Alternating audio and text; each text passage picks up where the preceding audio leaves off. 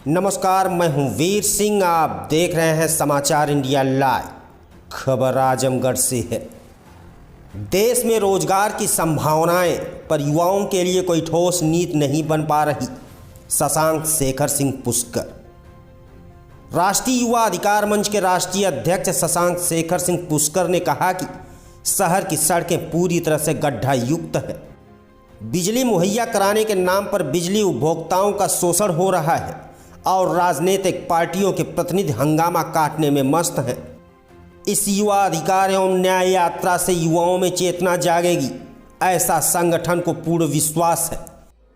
श्री पुष्कर ने यह बात बुधवार को युवा अधिकार एवं न्याय यात्रा के जनपद पहुंचने पर डाक बंगले पर आयोजित प्रेस वार्ता के दौरान कही। उन्होंने कहा कि पूर्व की सरकार हो या वर्तमान की, इनकी नीयत युवाओं के प्रति साफ नहीं रही। नौजवानों को केवल राजनीतिक हिस्सा मानते हैं, राष्ट्र के भविष्य के प्रति सजग नहीं हैं। वे मंचों से कहते हैं कि भारत एक युवा देश है, रोजगार की संभावनाएं हैं, पर युवाओं के लिए कोई ठोस नीति नहीं बन पा रही है।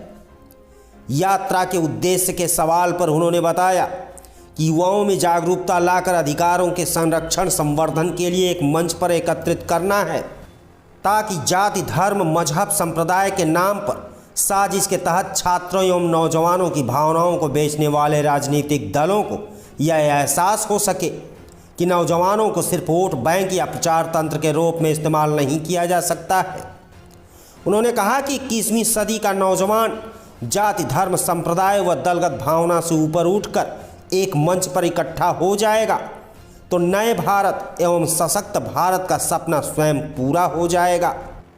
उन्होंने कहा कि 12 जनवरी को युवाओं के प्रेरणा स्रोत स्वामी विवेकानंद की जयंती पर शुरू हुई यह गैर राजनीतिक यात्रा प्रदेश के विभिन्न शहरों से होते हुए 23 जनवरी को नेताजी सुभाष चंद्र बोस की जयंती पर नई दिल्ली पहुंचेगी, जहां प्रधानमंत्री को 8 सूत्रीय मांग पत्र सौंपा जाएगा। यात्रा के जनपद पहुंचने पर हाफिजपुर, भंवरनाथ चेकपोस्ट, रानी की सराय, लालगंज, देवगांव आदि जगहों पर फूल माला पहनाकर राष्ट्रीय अध्यक्ष का जोरदार स्वागत किया गया। आजमगढ़ से वीडियो जर्नलिस्ट शैलेंद्र शर्मा की रिपोर्ट। मैंने राष्ट्रीय युवा आयोग के गठन की मांग किया है। मैंने युवा आधारित नीति की बात करी है, रोजगार गारंटी की बात हमने करी है, समान शिक्षा नीति की बात हमने करी है, निजीकरण के विरोध की बात मैंने हमेशा किया है, अब भी कर रहा हूं अपने मांग पत्र में। इसके बाद महंगाई, भ्रष्टाचार, बेरोजगारी, सारे मुद्दों पर राष्ट्रवादी युवा अधिकार मंच अपनी जिम्मेदारी समझते हुए यह काम हमेशा शासन, प्रशासन, सरकार तक पहुंचाने का काम हमेशा होता रहा है। आप देखेंगे कि पिछली बार जय जवान जय किसान सत्याग्रह का कार्यक्रम आजमगढ़ में हुआ था। सत्याग्रह कार्यक्रम को किस तरीके से प्रशासन ने हमारे साथ क्या व्यवहार किया, आप लोग उससे अवगत है। लेकिन आखिर मैसेज कैसे जाएगा? इन मैसेज का पुरानी पार्टियां, उनके पास मुद्दे नहीं है। राष्ट्रवादी युवा अधिकार मंच के विचारों को, मुद्दों को अपने यहां करती है, लेकिन पब्लिक, जनता उनसे त्रस्त है। उनकी सारी चीजों से उनको विकल्प जनता को नहीं मिल पा रहा है। तो मैं समझता हूं कि देश का नौजवान यदि एक नई भूमिका में आता है, देश का नौजवान अपनी ऊर्जा, अपने जोश को सही दिशा में लगाता है, तो मुझे लगता है कि भारत के निर्माण में सबसे मजबूती प्रदान होगी। जैसा ये राजनीतिक प्रश्न आपने पूछा है, तो खैर जवाब देना मैं तो उचित नहीं समझ रहा था। ये सारे लोग वही जातिगत और धार्मिक आंकड़ों में फिट बैठते हैं। एक तरीके से कह लीजिए तो ये सामाजिक विष फैलाने की कोशिश करेंगे। जिस चीज को खत्म करना चाहिए, जो जातिगत, धार्मिक इधर पिछले 3 दशकों से देखा जाए तो अपने चरम पर है, इसकी समाप्ति की बात करनी चाहिए।